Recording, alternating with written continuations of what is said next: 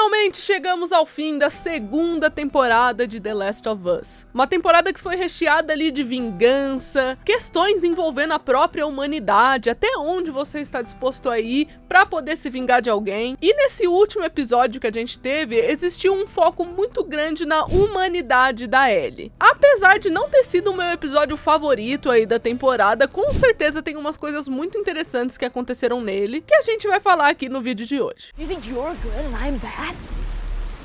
You let a kid die today, Jesse, which is why he wasn't in your community. Oi pessoal, sejam bem-vindos a mais um vídeo do Plantão Geek. Eu sou a Miss Walker e hoje trazendo aqui pra vocês nossa última crítica de The Last of Us, pelo menos na segunda temporada, né? E é claro, sempre bom lembrar que a análise de hoje, o review de hoje vai conter spoiler, tá? Então se você não assistiu ao episódio ainda, vai lá, assiste e depois você volta aqui nesse vídeo. E é claro, né, não se esquece de compartilhar com seus amigos, todo mundo que você conhece aí que gosta de The Last of Us. Você pode compartilhar esse vídeo com eles. E não se esquece de se inscrever no canal e deixar o seu like também, porque isso me ajuda demais.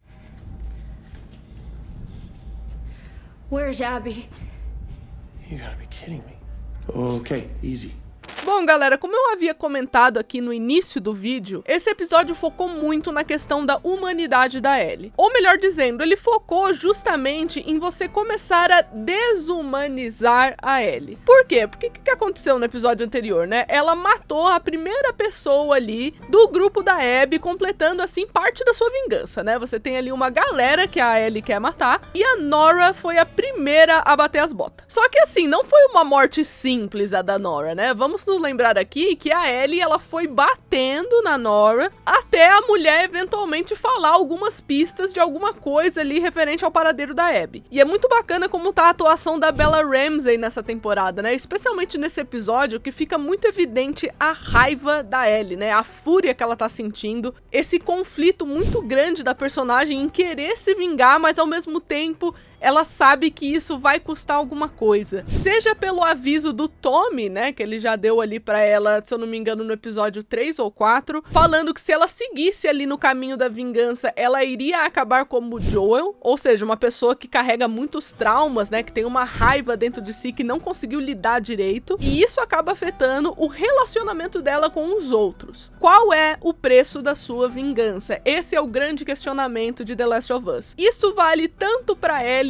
quanto para a Abby também, né? Só que já já a gente vai discutir isso aí um pouquinho mais pra frente no vídeo. É muito nítido nesse episódio o quanto a Ellie tá aos poucos se cegando pela questão da vingança, né? Então você tem um momento ali, por exemplo, que ela tá conversando com o Jesse e ela tem a oportunidade de ir com ele salvar o Tommy, ou então ir até um aquário pra saber mais sobre a Abby. E ela de repente justifica na cabeça dela que, ah não, a gente não sabe se é o Tommy, não, a gente não tem certeza se é ele ou não, né? Então é melhor a gente ir lá buscar informação sobre a Abby, porque pelo menos esse a gente tem certeza. Isso foi só um mecanismo de defesa ali na cabeça da Ellie, pra ela conseguir cumprir essa vingança dela, né? A partir do momento que teve a Abby no meio, né, o paradeiro dela ali na jogada, aí pronto, o Tommy virou uma dúvida. Isso também é representado com outros simbolismos, como por exemplo a Ellie no meio de uma tempestade, né? Então você vê nitidamente que uma onda tomba o barco, aquela chuva tá muito forte, a Ellie quase morre pra um grupo de cicatrizes, mas ela continua seguindo em frente com a vingança, ela continua enfrentando os obstáculos. Eu gosto de pensar que essa raiva pode ser ali simbolizada pela tempestade, né? A personagem no meio da tempestade, eu gosto de pensar que é justamente essa questão da raiva, dela enfrentar essa tormenta que tá dentro dela, digamos assim. Falando em simbolismo, não é somente essa tempestade que é o alvo disso. Tem um outro momento muito bacana que acontece tanto no jogo quanto na série, que os fãs estavam esperando bastante, que seria quando a Dina lava as feridas das costas da Ellie, né? É uma cena muito forte que tem ali no jogo, muito carinhosa, e ao mesmo tempo tem esse simbolismo do papel da Dina na vida da Ellie. Você ter uma pessoa capaz de sarar as suas feridas. Assim como a Ellie foi para o Joel, você tem a Dina cumprindo esse papel pra Ellie. E essa cena é muito verdadeira, né? Porque a Ellie conta ali pra Dina tudo que o Joel fez, que é uma coisa que não tinha no jogo, e ao mesmo tempo ela desabafa sobre o que ela fez com a Nora, e a Dina Dina vai escutando tudo aquilo, a gente fica meio sem saber direito qual que é a absorção da Dina com aqueles fatos, né? Ela fica em choque, claramente, mas parece que ainda tava processando tudo. O fato é que agora as meninas estão decididas a voltar pra casa, e isso planta uma semente muito interessante pro futuro, né? Lá pra terceira temporada, que já já a gente vai comentar também, envolvendo as tramas e os plots que vão consistir aí o enredo da terceira temporada.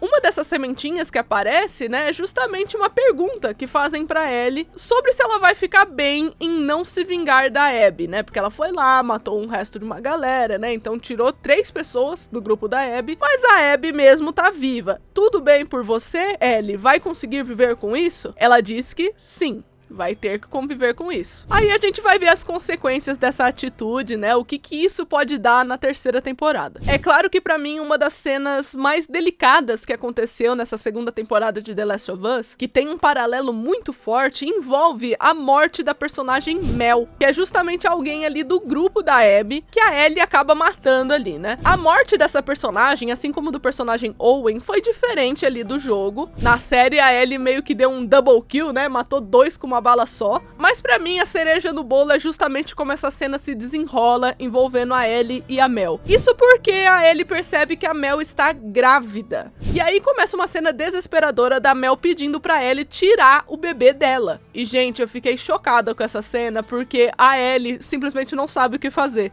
Ela fica perguntando, como é que eu devo fazer isso? Como é que eu corto? É quão fundo que eu tenho que assim, enfiar a faca? E a Mel vai explicando, só que a Ellie não tá conseguindo entender, né? É umas orientações assim muito específicas. No final, a Ellie acaba não fazendo nada, né? E a mulher só morre na frente dela. Só que o fato da Mel estar grávida, enquanto lá no teatro a Dina está grávida também, imagina isso na cabeça da Ellie, gente. Com certeza a Ellie pensou naquele momento, e se fosse a Dina aqui, sabe? Pra onde a minha vingança tá me levando? Ela foi lá, acabou matando uma mulher grávida, que tá na mesma situação que a mulher que a Ellie ama, sabe? Que a Dina está. Então qual que é o efeito disso na cabeça da personagem? Um episódio que foi tão intenso assim, psicologicamente pra ela. Com certeza pra mim foi a melhor cena do episódio, tá? Eu achei muito pesada, muito delicada e novamente, diferente do jogo, né? Na cena não tem esse negócio da Mel pedir pra Ellie tirar a criança, nem nada assim. Então eu acabo preferindo a versão da série na morte da Mel. Tell me what that means. You're doing good. You're doing really good. Is it out? Com certeza, uma coisa que eu prefiro a versão do jogo é referente ao personagem Jesse, né? Que é o pai do bebê ali da Dina. Gente, não gostei muito do caminho que levaram o Jesse. Eu entendo que a essência do personagem tem a ver com um futuro líder, né? Uma pessoa muito organizada e tudo mais. Só que eu acho que fizeram o Jesse ser meio babaca gratuitamente algumas vezes durante a temporada. E ele não tem essa personalidade ali no jogo, né? Então, assim, apesar de ser um companheiro muito interessante ali de jornada, o Jesse não é muito interessante na série pra mim. O que acaba diminuindo o peso do que acontece com ele no final, né? É chocante por ser repentino, só que no jogo você se sente ainda mais compadecido, né? A pensar ali sobre o Jesse, justamente porque ele é uma pessoa muito firmeza e muito divertida e muito tranquilo, sabe? Ele tem a responsabilidade de toda aquela coisa, só que ele não é babaca, ele não é ignorante, sabe? Meio trouxa assim, de graça. Então eu não gostei muito que deixaram o peso da morte do Jesse apenas pelo choque de ser repentino, e não por coisas que envolvem a personalidade dele. Pelo menos foi a minha impressão, tá? Foi a minha interpretação disso. Inclusive, o Jesse faz uma menção honrosa, que eu tava me questionando na semana passada, que envolve o cavalinho das meninas, né? A Estrela, que é o cavalo da Ellie. Ele fala que ela tá bem, que ainda tá no lugar que ela deixou, que inclusive ele e o Tommy acharam o cavalo, né? Então eu falei, nossa, custava tanto colocar essa informação do cavalo mais cedo? Pode parecer uma coisa muito besta, gente, só que assim, eu fiquei incomodada, tá? Eu fiquei incomodada. Eu falei, gente, ninguém viu o cavalo na cidade, né? Ninguém. O pessoal dos lobos caminhou pra lá e pra cá, ninguém roubou o cavalo, ninguém questionou. Pra mim, essa fala do Jesse devia ter vindo um pouco mais cedo, né? Mas tudo bem. Como eu comentei semana passada, eu tinha que trazer esse update aqui sobre a Estrela. Mas é claro que o ponto alto do episódio, né? Aquilo que todo mundo ficou comentando foi justamente sobre o final dele. Que a gente tem a cena final ali da Abby matando o Jesse, apontando pra cabeça do Tommy, né, que tá rendido nos pés dela, e ainda tendo a Ellie na mira dela, né? Então é um negócio assim que a Abby tá apontando a arma pra todo mundo, e quando ela dispara com algo que parece ali ser na direção da Ellie, simplesmente dá uma tela preta e a gente vê a Abby tirando uma soneca no sofá. Hey.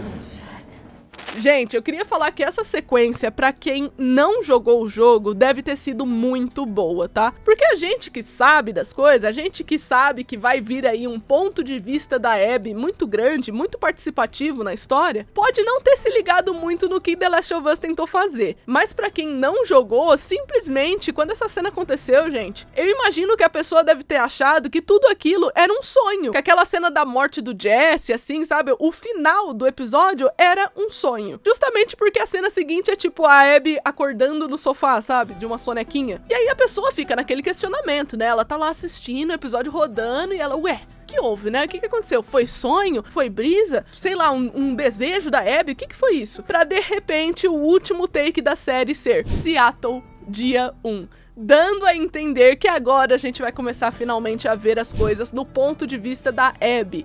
Onde ela estava nesse tempo todo, o que aconteceu, como foi a jornada dela e como a jornada dela cruza com a jornada da Ellie e da Dina em Seattle. Essa parte é muito importante e a gente, é claro, né, só vai ver isso na terceira temporada, mas é muito importante essas sementinhas serem plantadas desde já. Inclusive eu achei sensacional que quando a Abby entra num corredor ali, né, que ela sai do quartinho dela, fica um enquadramento igualzinho de quando começa o ponto de vista da Abby no jogo, porque pra quem não sabe, sim, no The Last of Us 2 você tem o ponto de vista de duas personagens, você tem que jogar com duas personagens, e seria a Ellie, que a gente acabou de ver aí nessa temporada, como é que é o ponto de vista dela, e depois somos obrigados a jogar com a Abby, e fazer várias coisinhas com essa personagem. E aí eu achei legal que eles montaram essa troca de ponto de vista usando o mesmo enquadramento, que é a Abby naquele corredor, e depois ela de frente ali pra cidade, né, pra base da WLF,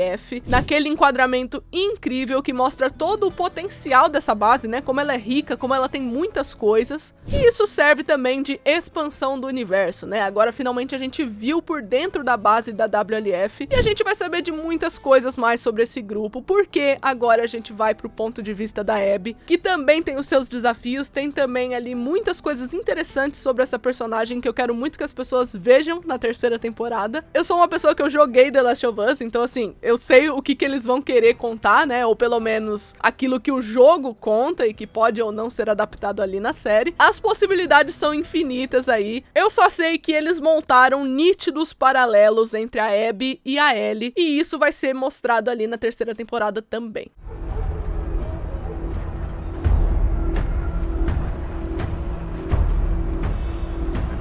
Apesar desse episódio ter tido um fim muito bacana, na minha opinião, eu acho que ele foi muito curto, gente. Na verdade, esse não foi o único episódio que foi curto de The Last of Us. Eu diria que os últimos 15, 20 minutos ali de duração é um bastidor, é crédito, sabe? Então não dá muito pra você contar com a duração total de The Last of Us quando você tá falando desse aspecto de minutagem, sabe? Então pra mim os episódios poderiam ser maiores, poderiam ter mais episódios. Eu achei ridículo ter 7 episódios na temporada, tá? Só queria deixar isso claro. Pra mim tinha que ter 10, normal, o padrão seria 10 mesmo. E eu sinto que talvez se fossem 10, as coisas não seriam tão apressadas, né? Eu tive a impressão em alguns episódios de The Last of Us que as tramas foram apressadas. E eu com certeza gostaria que eles arrumassem isso na terceira temporada, né? Que a gente tivesse ali episódios maiores, mais episódios, né? Numa quantidade mesmo. E façam as coisas com mais calma, né? Eu acho que se você aumentar a quantidade de episódio, você já consegue fazer isso mais tranquilamente. E é claro, a gente pode esperar uma terceira temporada girando bastante em torno da Abby,